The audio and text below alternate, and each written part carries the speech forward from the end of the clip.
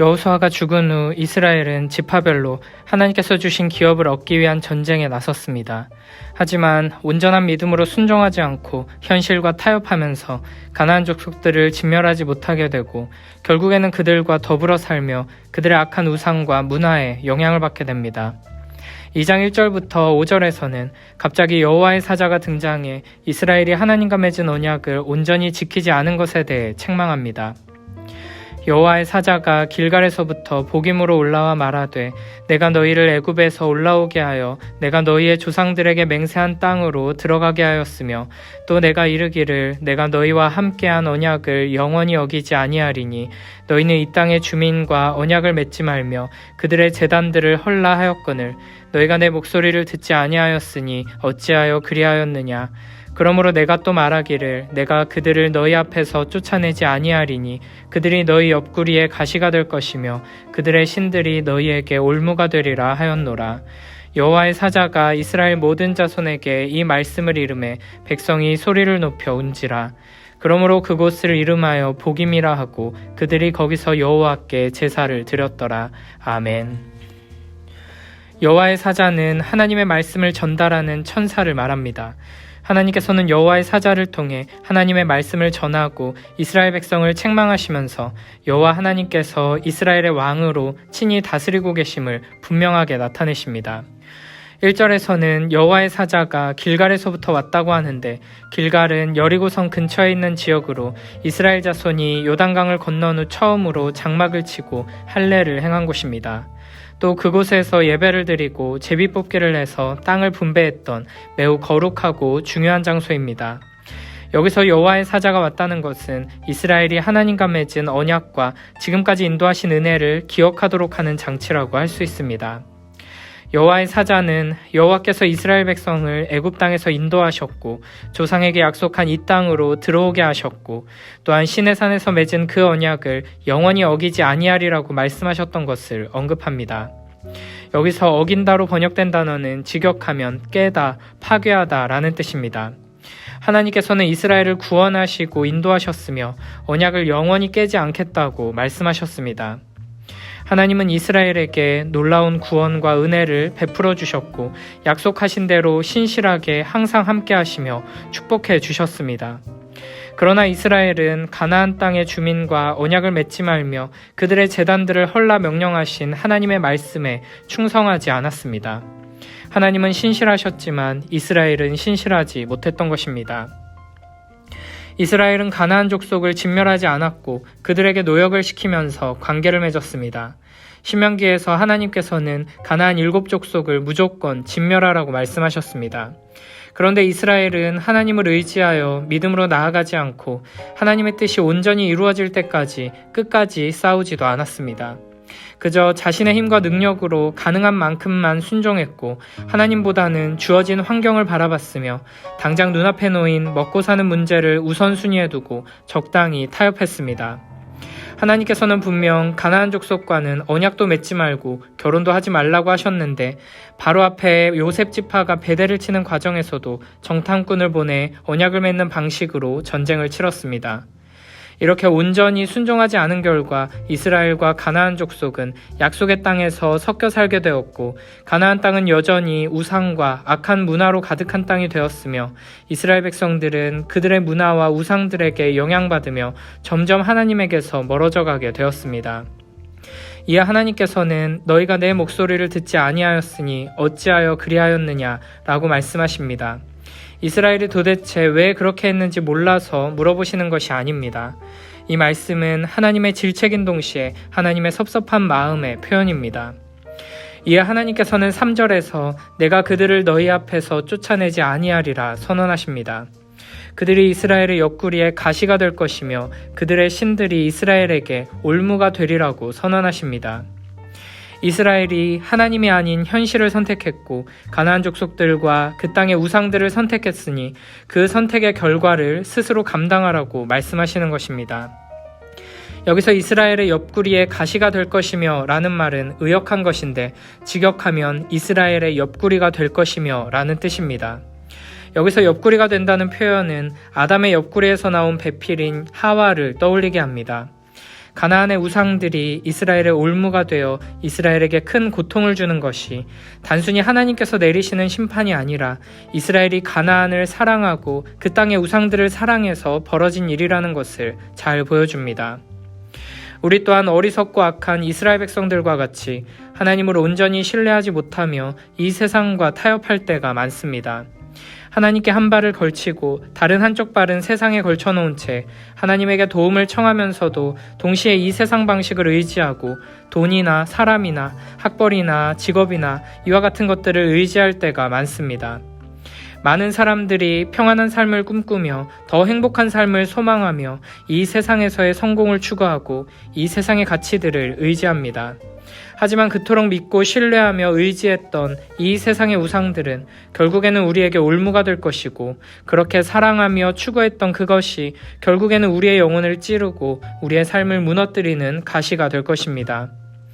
우리는 오직 여호와 하나님에게서만 참된 만족과 위로, 평안과 기쁨을 누릴 수 있다는 것을 기억해야 합니다. 만약 이스라엘 백성들이 하나님의 말씀을 온전히 신뢰하며 말씀대로 순종했다면 그들은 놀라운 승리를 경험하고 하나님께서 약속하신 대로 놀라운 은혜와 축복 속에서 하나님을 찬양하며 기쁨을 누릴 수 있었을 것입니다. 그러나 그들은 이미 가나안 족속들과 함께 살면서 우상들의 영향을 받기 시작했고 우상들에게 만족과 기쁨을 얻고자 했지만 오히려 우상들에게 착취당하고 빼앗기며 온갖 고통을 당하기 시작했습니다.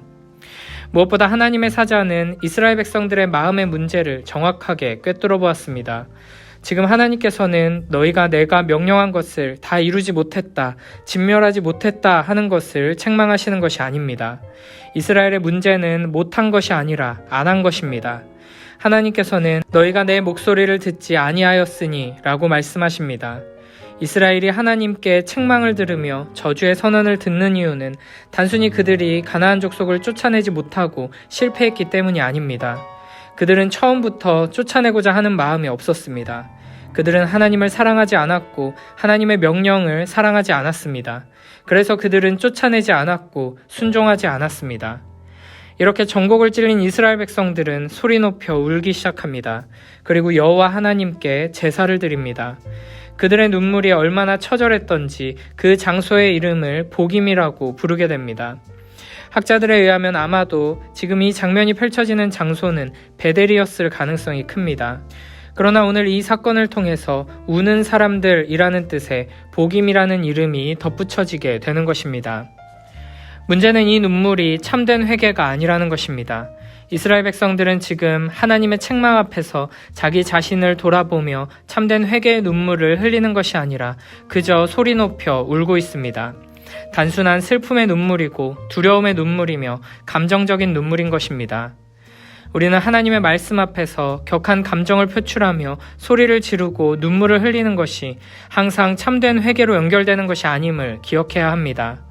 참된 회개에는 감정의 동요와 눈물이 포함될 수 있지만 감정의 동요와 눈물이 있다고 해서 참된 회개는 아닌 것입니다.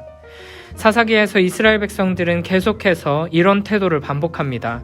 참된 회개의 눈물을 흘리고 그 다음에 마음의 변화, 태도의 변화, 삶의 변화를 나타내야 하는데 소리 높여 울고 나서 다시 똑같은 죄악을 반복합니다. 복음에서의 눈물이 참된 회개가 아니라는 것은 이어지는 말씀을 통해 분명하게 확인할 수 있습니다. 6절부터 10절 말씀입니다.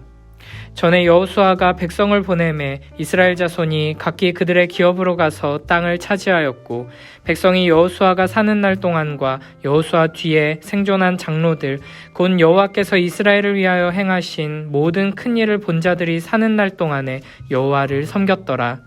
여호와의 종 눈의 아들 여호수아가 110세에 죽음에 무리가 그의 기업의 경내 에브라임 산지 가하스산 북쪽 딥낫 헤레스에 장사하였고 그 세대의 사람도 다 그 조상들에게로 돌아갔고 그 후에 일어난 다른 세대는 여호와를 알지 못하며 여호와께서 이스라엘을 위하여 행하신 일도 알지 못하였더라. 아멘. 이 부분은 과거를 회상하는 장면으로 여호수아 24장 28절부터 31절의 내용을 반복하고 있습니다.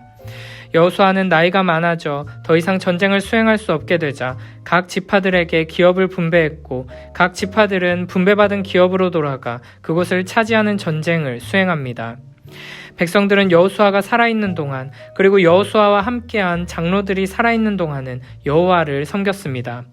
하나님께서 이스라엘에게 행하신 큰 일, 즉 요단강을 건너고 여리고성과 아이성을 정복한 일과 같이 하나님과 함께한 전투들을 통해 하나님에 대해서 알았고 하나님을 온전히 섬겼습니다. 하지만 여호와의 종 여호수아는 110세에 죽게 됩니다.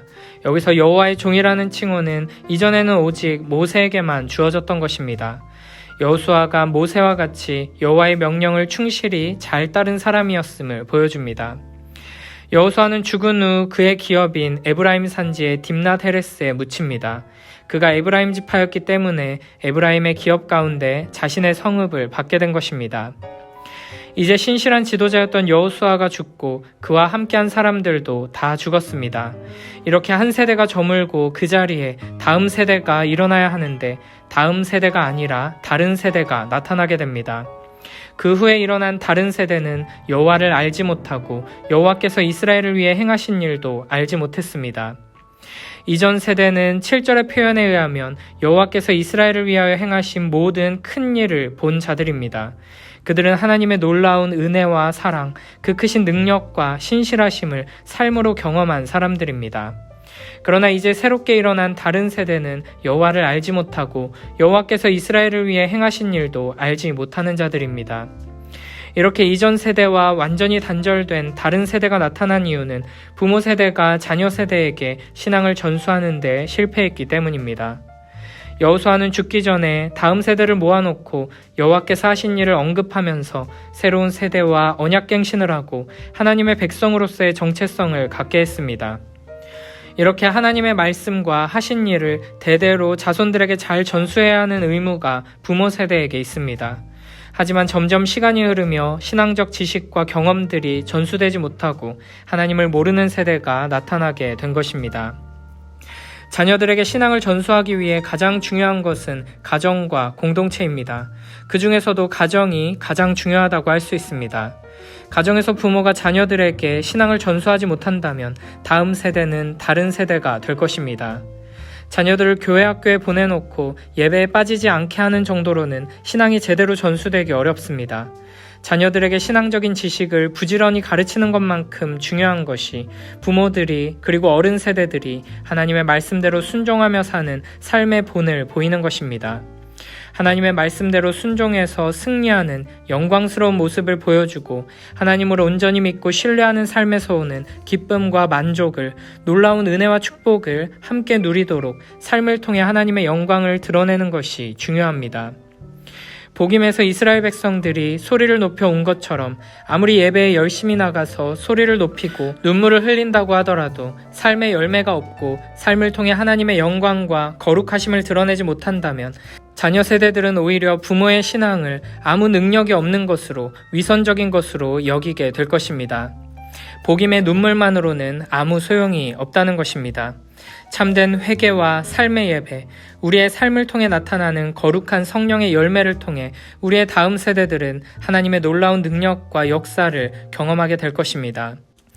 무엇보다 다음 세대가 다른 세대가 되지 않도록 하기 위해 가장 중요한 것은 복음을 계속해서 선포하는 것입니다. 다른 세대가 나타난 가장 큰 원인은 여호와를 알지 못하고 여호와께서 이스라엘을 위해 행하신 일을 알지 못했기 때문입니다. 하나님께서 언약 백성들을 위해 행하신 일, 우리 주 예수 그리스도께서 우리를 위해 행하신 일, 이것이 바로 복음입니다.